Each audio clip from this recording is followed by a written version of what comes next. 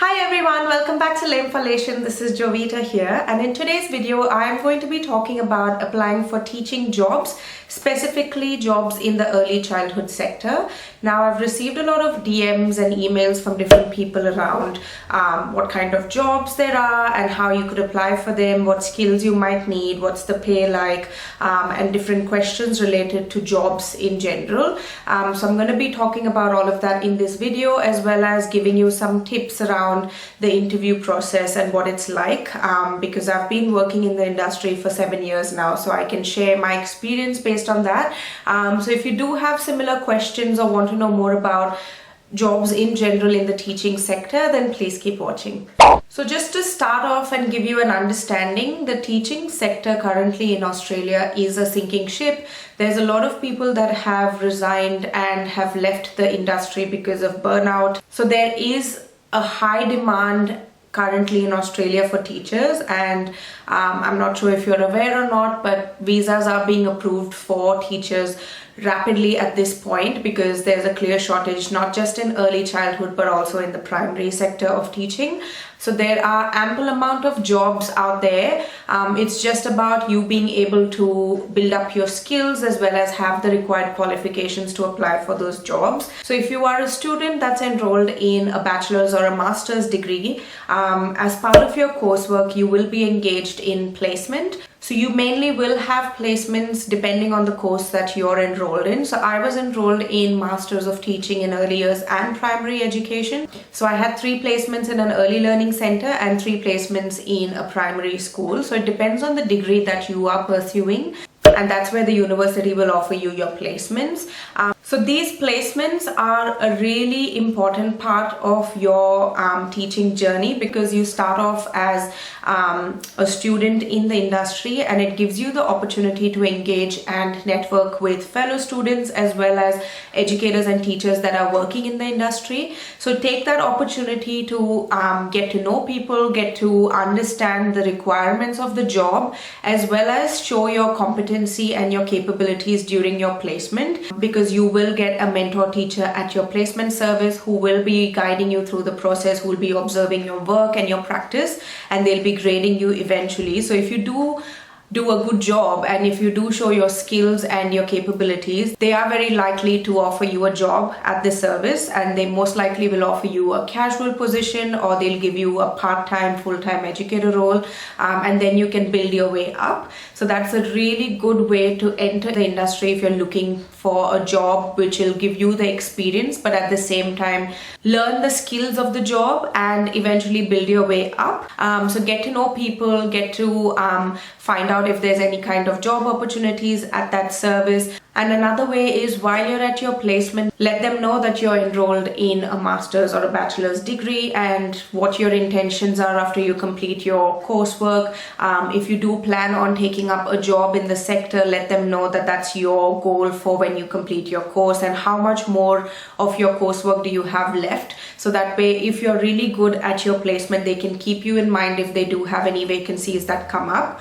Another way that you can also apply for jobs is to just walk in, because like I mentioned, there's always services that are looking for casual employees and part-time employees. So if there's like a service or a kindergarten close to where you live, just walk into the service, talk to the admin staff, talk to the center director if they are on site, and find out if there's any kind of job opportunities at that service. Don't feel afraid to hand them your resume. Let them know that you're quite keen on working in the industry, your availability, how many days can you work, how many hours can you work, are you looking for casual, part-time or full-time roles. There's always jobs that are advertised on Seek and Indeed. If you are looking for specific jobs, you can put it into the categories and filter out those jobs. And Seek and Indeed always have jobs coming up every single day, so you can use those platforms to look for jobs. Another way that you could look for jobs is to just go through and read through the career page of each services website. So if there's a certain kindergarten or service that you intend to work at, you can just Google in their name, you can go onto the website, go into the career page and see if there's any kind of openings at their service. But at the same time, you could also find their contacts, so like an email address where you could send your resume as well. So in that email, make sure you just give a little description of who you are, what your interests are, and what are you looking for as well. And don't forget to specify the qualifications you've got, the experience that you might have in the industry, and the type of roles that you're looking for. Also, another website that could be really handy is the Early Learning Association Australia. So it's ELAA. If you just Google ELAA jobs, you will find the first link that comes up on Google is what you can use. So it's basically a job board where jobs throughout Australia in the teaching industry are advertised onto this website. So you can put in keywords such as kinder teacher or educator, team leader, the roles that you might be looking for, and then you can put in the locations as well. So depending on which state in Australia you might be living in, you can add in the state, and then you can look for jobs in that current state. So these jobs are also constantly updated on like a weekly basis, and there's really good jobs that come up on this website. So the website also provides a very clear description of the job requirements, the pay scale, and the duties that you might have to fulfill if you do get the job. So have a look at that website as well if you're looking for jobs in the industry. Now moving on to the pay scale of the early childhood education sector. The average income would range between $80,000 to $85,000 per annum. So that's just a baseline, but there could be jobs that pay you more or less depending on your skills, your experience, your qualifications, and the role that you might be in. So most of the jobs in the early childhood sector, whether you're an educator or a teacher, is mainly paid to you based on the Victorian Early Childhood Teacher and Educator Agreement. That's a really long term, but the VECTER system is what you mainly should be getting paid at. Most services do follow the VECTER system, but there's other services that might not follow the VECTER system, so that's where you might get paid a bit lesser compared to the actual rates. So figure out in your interview process as well as to how you're getting paid if the service follows the VECTER or not. And the VECTER basically has different levels for educators and teachers, gives you an understanding of what your hourly rate can be, what your weekly rate can be, and what your annual rate can be. So everything is specified on there, and depending on the level that you start with, that's your pay for your job. And each year as you keep progressing, you obviously gain more experience and go up in the ladder. So you'll be going up a level each year if you stay in the same workplace, and if you're moving to a different workplace, you would obviously be negotiating your pay based on the previous pay rate that you had. The teachers get paid more than the educators because the teachers are required to have either a bachelor's or a master's degree, and the job requirements for a teacher are much more than that of an educator. Mainly educators in the industry might have a Cert 3, a diploma, or a grad dip. Just turn on the lights, by the way, for the last part of the video, but I'm just going to be talking about the interview process. So back in the day when I had started off as a casual employee, my interview process was very chill. My CV was crap because I had no knowledge of how to create a good CV. But nowadays there's so many different platforms that you could use to create a really good CV, and also AI. You could use ChatGPT and all of that to get an understanding of how to create a really good CV or resume. We do have different types of interview processes that different services have adapted. The first round is mainly a face-to-face interview with like a HR person and probably the educational leader or the manager of the service, and they will just interview you with a set of questions around your work experience, the qualifications you have, why you're planning to work at this service, what made you apply for the job, and basic questions that you normally come across in an interview process. The second part of the interview, your second round, you'd be invited to visit the service that you're applying for, and you'd be given 30 to 40 minutes in the room with the children and with the educators and teachers, and the teacher or the room leader is going to be observing you